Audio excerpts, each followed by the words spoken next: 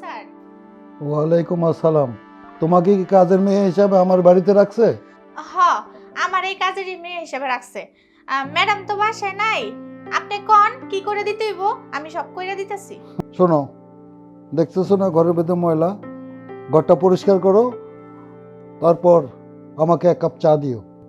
যদি কাজে তুমি সাকসেসফুল করতে পারো তাহলে তোমাকে আমি রাখবো, না তো রাখবো না। আচ্ছা ঠিক আছে।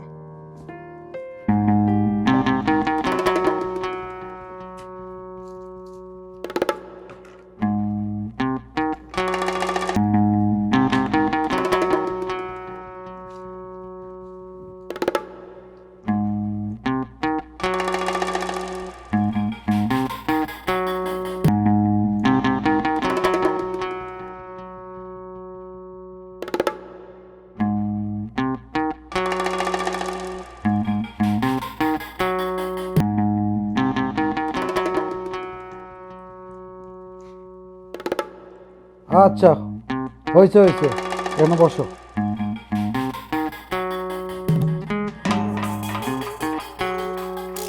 তোমার নাম কি? আমার নাম তো সুমি। তুমি? হুম। তোমার বাড়িতে কেউ নাই? আমার বাড়িতে কেউ নাই, আমার মা বাবা কেউ নাই গা, আমি একলাই। একাই? আচ্ছা শোনো, আমার বাড়িতে তো কেউ নাই, হ্যাঁ, তো কাজটা ঠিক মতো করছো তো সব? হ, কাজ কাম ঠিক মতোই করছি। তুমি ঠিকঠাক মতো কাজ করো, বুঝছো? আর তুমি ঠিকঠাক মতো কাজ করলে আমার বাড়িতে না তোমাকে পার্মানেন্ট রেখে দেবো। আপনি কি কইতাছিতেছেন?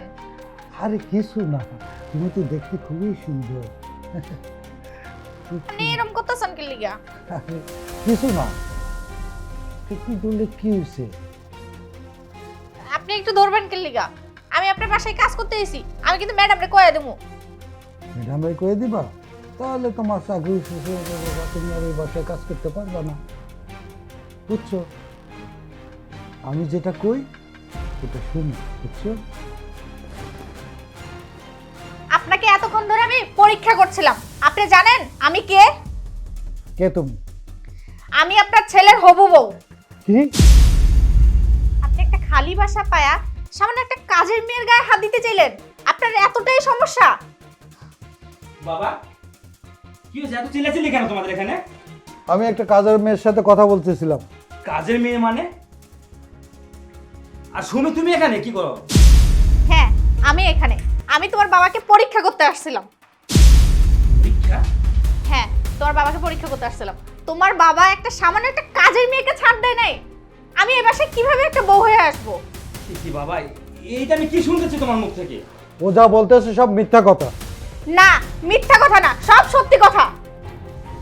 আসলে তোমার বাবার চরিত্র যে এতটা খারাপ আমার জানা ছিল না। এই সাবধানে কথাবার্তা বলো। বাস, সাবধানে না। সুমি যা বলছে সবই সত্য কথা বলছে।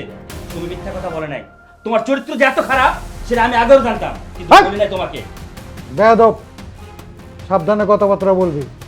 আমি তোর বাবা, আর তুই আমার সঙ্গে নোংরা কথা বলতেছিস? হ্যাঁ, তুমি কথা বলতে বাধ্য করাইছো। তোমার যে চরিত্রটা যে এত নিজ নেমে গেছে আমি জানতাম না। আর সুমি যা বলছে সবই ঠিক বলছে। থাকো তোমার বাড়ি। এই বাড়িতে আমি আর এক মুহূর্ত থাকবো না। চলো সুমি। বাবা শোন, আমি বুঝতে পারিনি আমি যা করছি এটা আমার অন্যায় হয়েছে। তুই বাড়ি থেকে চলে যাস না। আমি বুঝতে পারিনি যে এইভাবে একটা কাজ করে ফেলবো। আসলেই মানে তুই কখনো বাড়ি থেকে যাস না। আর তোর যে হবু বউ হবে এটাও আমি জানতাম না। ও কাজের মেয়ে হিসাবে আমাকে এইভাবে পরীক্ষা করবে এটা আমার জানা ছিল না। তুই যাসনি বাবা। শুনি, আমি যা করেছি তুমি মনে কিছু করো না। হয়তো আমার অজ্ঞাতে আমি সব করে ফেলছি, তুমি আমাকে ক্ষমা করে দিও। বাবা, আপনি কেন আমার কাছে ক্ষমা চাবেন? আসলে আমি আপনাকে এটাই বুঝাইতে চাইছি যে একটা কাজের মেয়ে কিংবা আপনার মেয়ের ভিতরে কোনো তফাৎ নাই। তো আপনি কেন এগুলো করছেন? মানে মানুষের কখন কি করে ফেলে জানা ছিল না। তার কাজের মেয়ে হিসাবে তুমি আমার বাড়িতে ঢুকেছো, তুমি যে আমার ছেলের হবু বউ এটাও আমার জানা ছিল না। যাই হয়েছে এটার জন্য আর মানুষে না জানে, সেজন্য আমি তোমাদের দুজনের কাছে ক্ষমা চাচ্ছি। এই ধরনের ভুল আমার জীবন আর আমি কখনো করব না। আচ্ছা বাবা, আপনি আপনার ভুলটা বুঝতে পারছেন, আমার কাছে এই অনেক কিছু। আচ্ছা ঠিক আছে বাবা, তুমি রেস্ট করো, আর আমি সুমিকে পৌঁছায় দিয়ে আসি। ঠিক আছে, চলো। যা।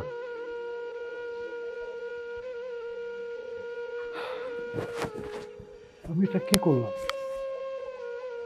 কাজের মেয়ে হোক আর নিজের মেয়ে হোক, আপনারা কেউ ওই ধরনের কাজ করবেন না। আমি ভুল করছি, তার জন্য আমি অনুতপ্ত। আমার দ্বারা যেন এই ধরনের কাজ আর কখনো না হয়।